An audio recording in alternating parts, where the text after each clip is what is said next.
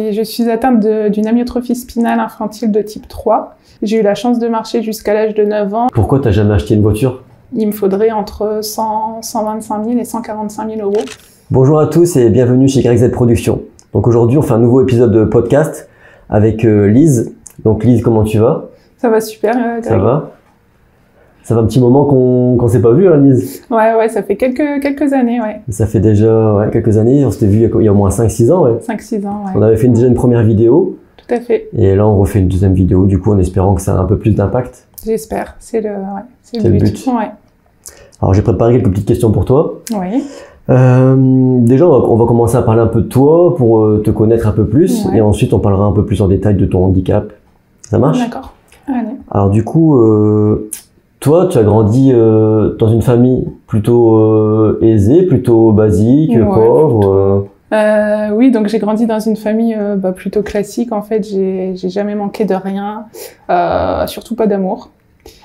Aujourd'hui, les plus importants sont plus là, mais j'ai la chance d'être toujours bien entourée. Donc, tu as toujours pas mal de proches qui sont là et qui prennent soin de toi quand même. Ah oui. Bon, c'est cool, c'est le plus important, ça. Bah oui.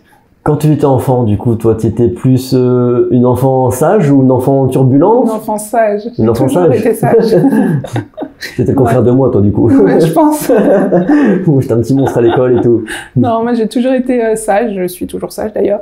Et à niveau scolaire, j'étais une élève moyenne. Enfin, je m'en suis toujours sortie comme il fallait. Voilà, je me suis jamais trop donnée. J'ai fait ce qu'on me demandait de faire. Ouais, finalement, toi, on s'en sort quand même. Hein, parce que j'étais pas à fond, mais je m'en sortais quand même dans la moyenne, tu vois, sans être à fond. J'ai toujours été une élève moyenne. Et je regrette parfois. Hein, aujourd'hui, je le regrette quelquefois sur certaines choses, mais bon. Voilà, t'aurais voulu faire plus d'études quand même peut-être? Peut-être aller un petit peu plus loin, okay. Ouais. Du coup, tu parlais d'études juste avant. T'as fait quoi comme études alors? Alors, j'ai suivi un parcours scolaire dans le milieu ordinaire. J'ai passé mon bac et j'ai été 2 ans après le bac, j'ai fait un BTS assistant manager, ce qu'on appelait avant secrétaire de direction. Ok. Et du coup, c'est ce que ça te sert aujourd'hui du coup tes études? Oui, parce que je suis toujours dans le milieu du secrétariat. Mais c'est un peu plus... Enfin, non, j'ai une bonne base, on va dire. Ok. Alors du coup, quel métier t'as fait dans ta vie et lequel tu fais aujourd'hui du coup? Alors, j'ai commencé, suite à l'obtention de mon BTS, j'ai trouvé un petit travail dans une permanence téléphonique. Qui était spécialisée dans le médical. On était, d'ailleurs, c'était un peu compliqué. On était dans une pièce immense, il y avait, 15 PC, on était 15 personnes. On avait chacun notre ordinateur, notre casque, et puis on enchaînait les appels, les rendez-vous. Enfin, c'était un peu, sur le long terme, c'est pas tenable. Et puis, pendant cette période, en fait, je suis tombée enceinte de Maléa. Et donc, mon contrat s'est arrêté à la suite de ça. Et puis après ma grossesse, j'ai voulu me remettre dans le bain et j'ai eu un peu de difficulté à retrouver un travail. Et puis j'ai quelqu'un de mon entourage qui m'a dit mais pourquoi tu te lances pas dans ce que tu faisais avant en fait, dans la permanence téléphonique. Et puis de fil en aiguille en fait, j'ai créé ma petite société de secrétariat téléphonique. Alors au début c'était super compliqué. Enfin je me souviens les premiers mois j'avais un médecin qui me donnait la ligne du cabinet quelques heures par. Ouais, t'as pas beaucoup de travail. Voilà, c'est ça. C'était très compliqué. J'ai d'ailleurs dû j'ai dû faire de la sous-traitance en fait pour cumuler pour compléter mon activité parce que j'avais pas assez pour en vivre. Et puis de fil en aiguille, j'ai fait mon petit bonhomme de chemin.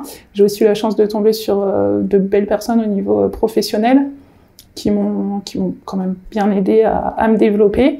Et puis aujourd'hui, donc j'ai 17 cabinets médicaux à moi.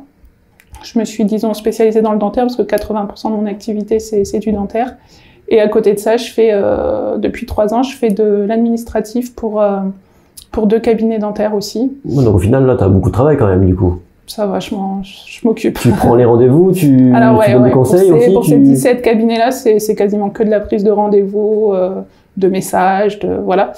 Et comme je disais, je fais aussi maintenant de l'administratif pour 2 autres cabinets.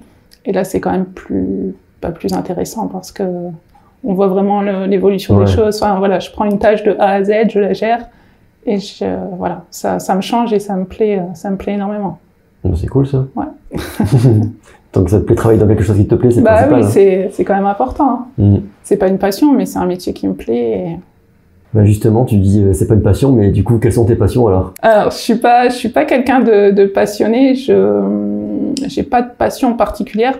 La seule chose que j'ai envie de dire que j'aime, c'est la vie en fait. La vie que je me suis créée, la vie que je nous ai créée. Elle n'a pas toujours été facile, mais malgré tout, voilà. T'es là et puis tu profites de la vie à fond, quoi. J'aime cette vie et... Avec ta fille, c'est ça, tu vis avec ta fille, ouais. À quel âge aujourd'hui? Alors j'ai une petite fille, c'est plutôt une mini-ado maintenant. Ouais. Elle a 11 ans et elle s'appelle Léa.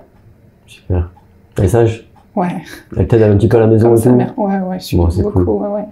Ouais, j'ai beaucoup de chance de l'avoir. Alors du coup, Lise, maintenant, on va parler un petit peu de ton handicap. Est-ce que tu peux nous en dire plus? Alors, je suis atteinte d'une amyotrophie spinale infantile de type 3. C'est une maladie neuromusculaire, comme son nom l'indique, qui atrophie les muscles. J'ai eu la chance de marcher jusqu'à l'âge de 9 ans et suite à un accident à l'école, je me suis cassé le fémur et après une immobilisation de plusieurs semaines, j'ai jamais réussi à remarcher. Ouais, donc suite à un accident, du coup, ça arrive à cause de l'accident? La maladie était là quand même. Ouais. Je marchais avec plus ou moins de difficultés. Donc ça allait arriver, mais tu savais pas quand en fait? Je pense, en fait, ça a juste accéléré le processus, okay. J'imagine.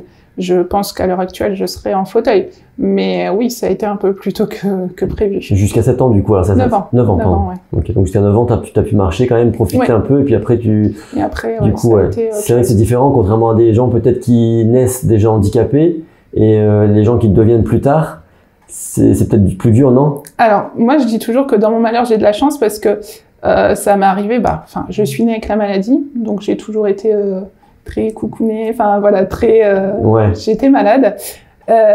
Mais j'ai la chance que ça me soit arrivé en étant jeune, puisque tous mes projets de vie, tous mes petits projets, je les ai faits autour de ça, autour du handicap. Quand ça t'arrive à l'âge de 30, 40 ans et t'as déjà fait une bonne partie de ta vie, t'as des projets plein la tête, et que là ça te tombe sur le coin de la figure, c'est autre chose. C'est vrai que c'est autre chose. Ouais. Toi, c'est vrai que t'étais encore petite et du coup t'as pu faire avec, quoi. C'est ça. J'ai construit tout autour de ça et c'est pour ça que dans mon malheur, j'ai quand même eu du bonheur parce que je m'en sors plutôt pas mal, oui. Ouais. Alors, par rapport à ton handicap, est-ce que tu as un traitement particulier ou quelque chose que tu dois faire à vie ou... Non, pour l'instant, j'ai pas de traitement particulier. La seule chose que je fais, c'est de la kiné 2 à 3 fois par semaine. Donc j'ai le kiné qui vient ici à la maison et qui me fait travailler. Ça sera à vie du coup, tu penses? Je pense, oui, pour mon bien, il faut que je continue. Ok. Ouais. Est-ce que tu peux nous en dire plus sur les difficultés que tu peux rencontrer au quotidien? Je dirais encore une fois que j'ai beaucoup de chance parce que je vis une vie, on va dire, quasiment ordinaire, avec quelques contraintes, on va pas se le cacher, mais bon, j'ai la chance d'avoir un travail, d'avoir une fille, d'avoir mon petit chez moi. Je pense que ça pourrait être pire. Je dirais que le seul point noir sont mes problèmes de mobilité, parce que aujourd'hui, en fait, pour me déplacer, je dépense soit de services de taxi, soit des transports en commun, mais bon, tout ça doit être organisé, planifié. Et puis c'est un coût, j'imagine aussi. C'est un coût. J'ai comme routine en fait d'aller faire mes courses tous les samedis.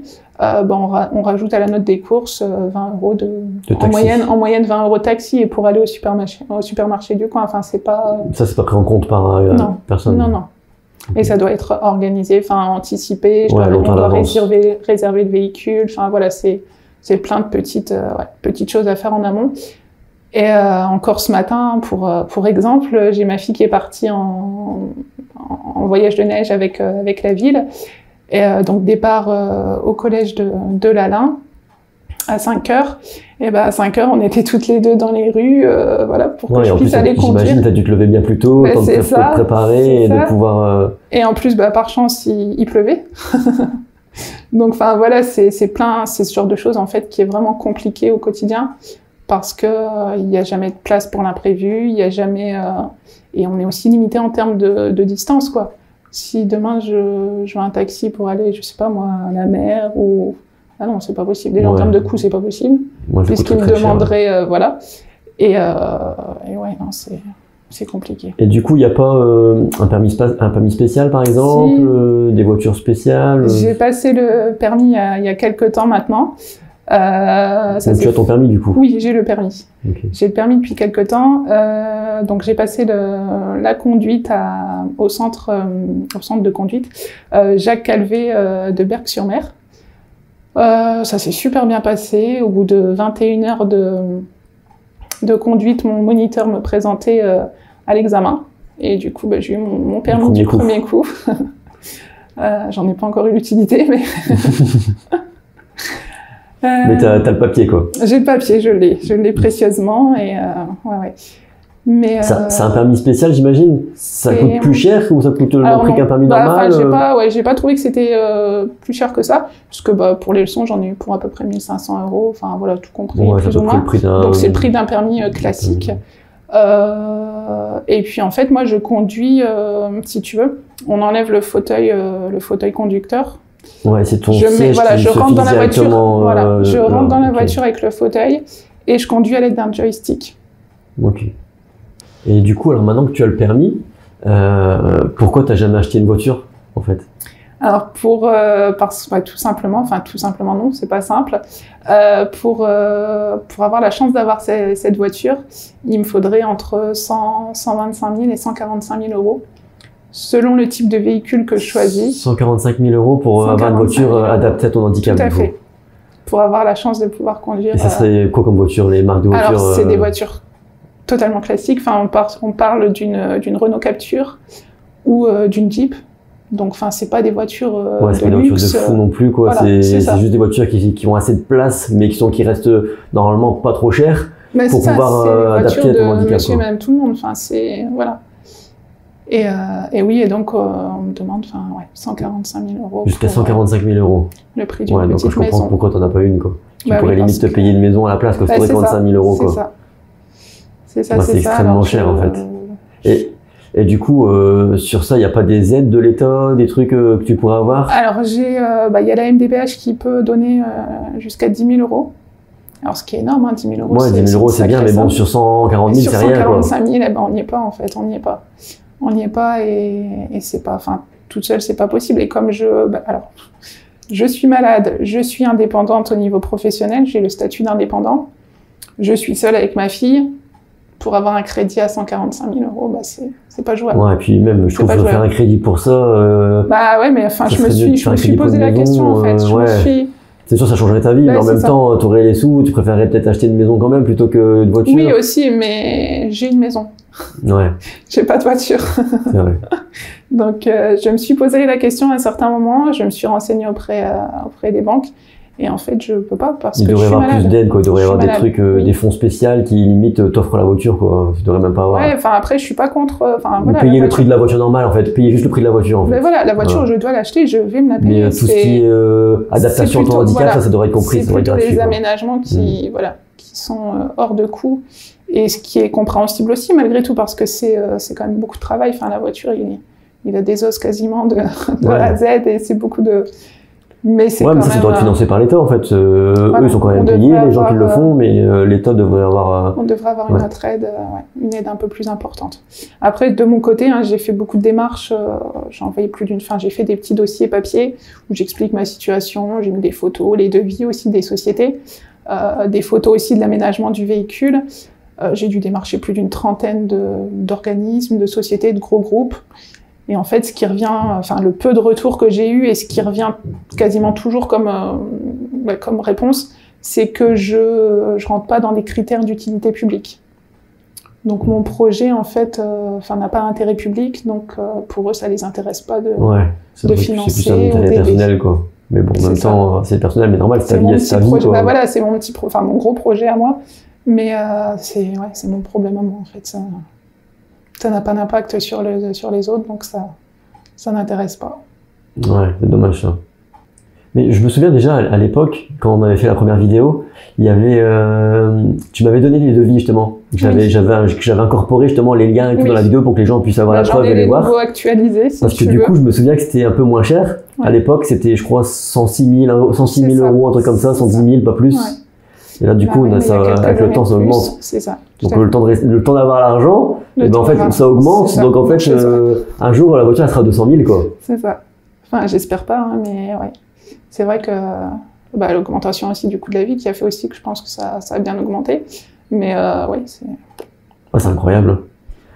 Et du coup, est-ce que tu as essayé de faire une cagnotte, par exemple, ou quelque chose comme ça? J'ai fait une cagnotte. J'en avais déjà fait une à l'époque qui n'avait pas marché. Tu avais récolté combien, du coup? 400 €. 400 €? Qui est bien, hein, enfin... Mais encore une fois... Après, c'est vrai que les gens, bon, c'est déjà bien qu'ils aient donné ça, quoi. C'est énorme, hein. Enfin, c'est beaucoup, et enfin, voilà... Mais bon, 400 € sur 140 000, sur 140 000, c'est une goutte d'eau, quoi. Malheureusement. Et donc là, j'en ai refait une, j'en ai refait une en ligne, une cagnotte Litchi, qui s'appelle Un volant pour Lise et Léa. Ok, et là, du coup, t'as récolté des sous un peu dessus ou... Là, je dois avoir une centaine d'euros dessus depuis quelques mois, ouais. Ok. Du coup, Lise, j'ai encore une petite question pour toi. Pourquoi on fait la vidéo, le podcast, ici chez toi, du coup, aujourd'hui? Parce que j'ai pas pu, justement, avoir ce fameux taxi pour venir à ton studio, et encore une fois, malgré le fait que ça soit quelque chose qui soit anticipé cette fois, puisque ça fait plusieurs semaines qu'on a programmé ça, la personne qui devait m'emmener est en arrêt maladie. Et donc, ils n'ont pas pu, pas pu gérer comme ça dans l'urgence. Et ouais, du coup, c'était compliqué. Donc, j'ai préféré venir. C'était plus simple de faire ça. Ici, ouais. C'est dommage qu'il ne fait pas bon, on aurait pu le faire dehors. C'est vrai que ça aurait pu être plus agréable dehors. On en fera une allaitée dans un an ou deux. J'espère pas. J'espère que tu auras ta voiture d'ici là, qu'on n'aura pas besoin. On en fera une dans ta voiture. On fera une vidéo dans ta voiture et puis on la partagera pour remercier tout le monde. Remercier tous ceux qui ont contribué à... Ouais, ça serait cool ça. J'aimerais bien. Et est-ce que tu as essayé de contacter des gens connus sur les réseaux sociaux, des youtubeurs spécialistes voitures par exemple, qui auraient pu peut-être avec leur notoriété t'aider un peu, faire passer ton message juste au moins? Justement, ouais, je me suis payé le culot d'écrire à certains, enfin quand même pas mal, ouais même. Et il y en a un qui m'a répondu, un très très connu d'ailleurs, que j'apprécie beaucoup. On a échangé quelques messages, je lui ai présenté le projet, mais j'ai pas eu de suite. Après, je pense qu'ils sont tellement sollicités que, c'est toujours le même problème. Et... Non, en fait, faudrait pas forcément qu'il y en ait un qui te paye une voiture, c'est pas ce qu'on demande. C'est pas ce que je veux. Mais peut-être déjà même un qui est connu comme ça, qui viendrait faire une vidéo comme on fait là aujourd'hui. C'est ça. Déjà rien que ça ferait parler ton. C'est ça, tout à fait. Ça ferait vraiment beaucoup de visibilité pour toi. C'est ça. Et même pour ta cagnotte, même s'il y a des centaines de milliers de personnes qui donnent juste 1 €, au final, on peut vite l'avoir ta voiture, quoi. C'est exactement ce que je recherche en fait. Je veux pas un financement complet du véhicule parce que je veux aussi me donner les moyens de faire. Tu vois, c'est un petit peu aussi mon projet à moi et je vais avoir la fierté de dire j'y suis arrivée. Mais je me rends compte que toute seule, c'est pas possible. J'y arriverai pas. Je n'y arrive pas d'ailleurs. Et donc, si je peux avoir un petit coup de pouce de quelqu'un ou de plusieurs personnes, encore une fois, même pas sur le plan financier, mais sur la visibilité. Voilà, je prends. C'est sûr. Donc le message est passé. J'espère que vous avez vu la vidéo et que vous allez faire quelque chose pour Lise. Du coup, quels sont tes objectifs là à court terme et à long terme? Comment tu vois la vie prochainement? À long terme, continuer mon petit train-train que j'ai là avec ma fille parce que on a une petite vie tranquille qui nous plaît bien toutes les deux. On a la chance aussi de partir en vacances de temps en temps. Comme je disais, j'essaye vraiment d'avoir la vie la plus normale possible. Et c'est vrai que sur le court terme et long terme, j'aimerais pouvoir avoir ce véhicule, avoir la chance d'un jour d'aller rechercher ma fille à l'école, comme le font monsieur et madame tout le monde, ou de partir pour un rendez-vous professionnel à bord de ma voiture ou un rendez-vous médical, parce qu'il faut aussi savoir que je prends très rarement l'ambulance, je me débrouille par moi-même pour aller à mes rendez-vous médicaux. Donc avoir cette chance d'avoir une vie classique. Une vie normale.